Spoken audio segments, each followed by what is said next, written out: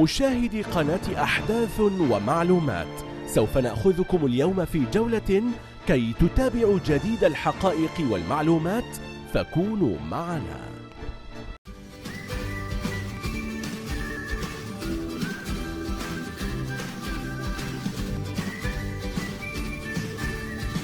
زوجة لوط عاقبها الله مع قومها، ويقال إنها تحولت إلى حجر. من منا لم يسمع بنبي الله لوط؟ ومن منا لم يسمع عن قومه الذين من سوء عملهم صاروا مضرب الأمثال؟ ومن منا لم يسمع عن الزوجة السيئة التي أتعبت زوجها نبي الله؟ نعم إخوتي، إنها زوجة لوط عليه السلام. كل هذه الأسئلة استطعنا الإجابة عنها، لكن يبقى السؤال: كم قارئ سمع أو رأى أو عرف هذا الحجر؟ وأين يقع؟ هذه زوجة لوط المتحجرة، ومن هنا تبدأ القصة. أحداث هذه القصة وقعت في البحر الميت في الأردن الغالي. ولنبدأ بلوط عليه السلام. هو لوط ابن هاران ابن تراخ، وهو ابن أخي الخليل إبراهيم عليه السلام. بعث الله لوطا إلى قومين هما أهل سدوم وعمورة، وكانت شهرتهما طاغية بسبب أعمالهم التي يندى لها الجبين، وبسبب القذارة والانحطاط الذي وصل إليه، فكانوا يأتون الرجال علنا في نواديهم دون حياء، وكانوا يقطعون الطريق ويخونون الرفيق، ولا يسلم منهم غريب أو صديق. يا حسرتاه على ما كانوا يفعلون بابن السبيل المار بهم. وقد بذل سيدنا لوط جهدا جبارا لصرفهم عن مسلكهم وفعلهم المقيت، ولكن دون فائدة. كم تلقوا من نصح وإرشاد، وكم تعب من أجلهم، لكنهم لم يستمعوا، فأمر الله ملائكته الكرام بمعاقبة هؤلاء القوم المجرمين. وفي طريق الملائكة إلى تنفيذ الأوامر الربانية، مر الملائكة أولا بسيدنا إبراهيم عليه السلام ليبشروه بولادة إسحاق، وليخبروه ضمنا بما سيحل بقوم لوط عليه السلام، كما جاء في القرآن الكريم. قال فما خطبكم أيها المرسلون؟ قالوا إنا أرسلنا إلى قوم مجرمين لنرسل عليهم حجارة من طين. لوحة تحاكي خروج لوط وابنتيه من بلدته التي خسف الله بها خارطة البحر الميت، وصورة من الفضاء لبقايا مدن تحت الماء، بقايا أشجار قديمة وبروزات كبيرة في قاع البحر. قال تعالى: مسومة عند ربك للمسرفين.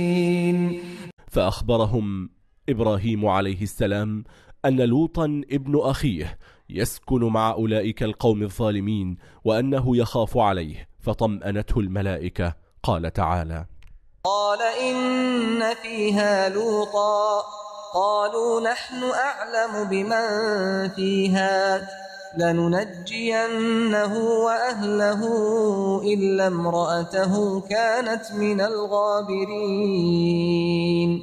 وكانت الملائكة ثلاثة، هم جبريل وميكائيل وإسرافيل عليهم السلام. فلما وصلوا على مقربة من أرض قوم لوط عليه السلام، وجدوا ابنة لوط تعبئ الماء لأهلها.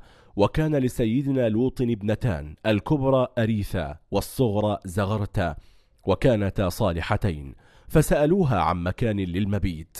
وكانوا قد تمثلوا بصورة شبان ذوي جمال ومنظر وترتيب. فقالت لهم ابنة لوط: ابقوا هنا حتى آتيكم بخبر بيت يستضيفكم.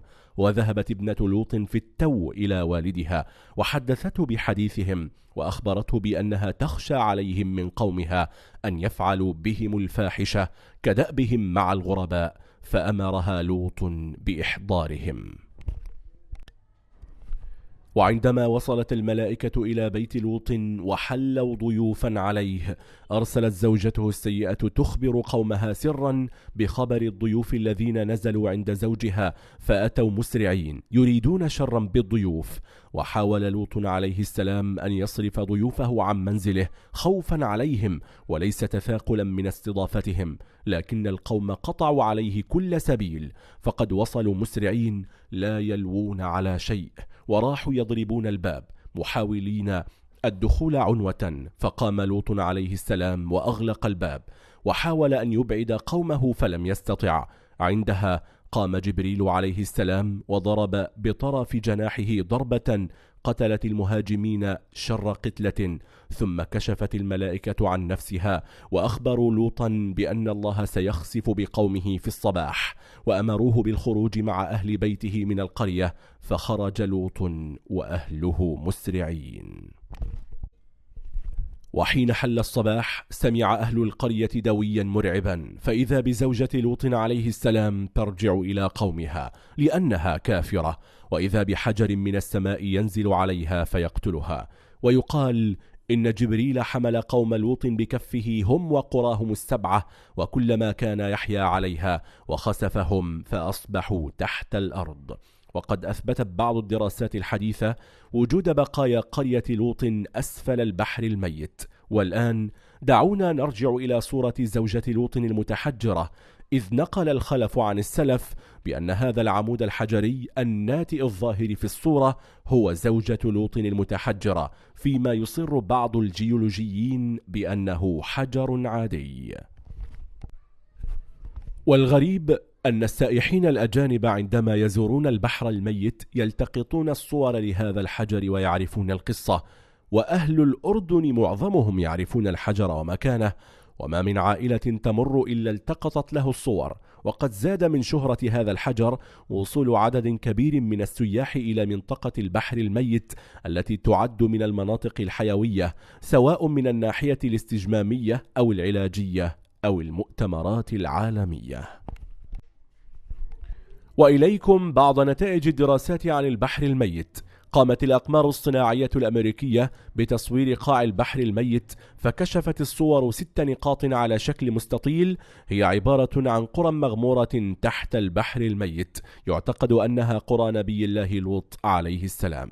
كما قامت إحدى الغواصات البريطانية الصغيرة بمسح قاع البحر الميت، فكشفت وجود عدة بروزات كبيرة مغمورة بطبقة سميكة من الملح، يعتقد أنها قرى نبي الله لوط عليه السلام. وهناك بقايا من الأشجار القديمة عليها ترسبات ملحية تمتد في إحدى أطراف البحر الميت الضحلة.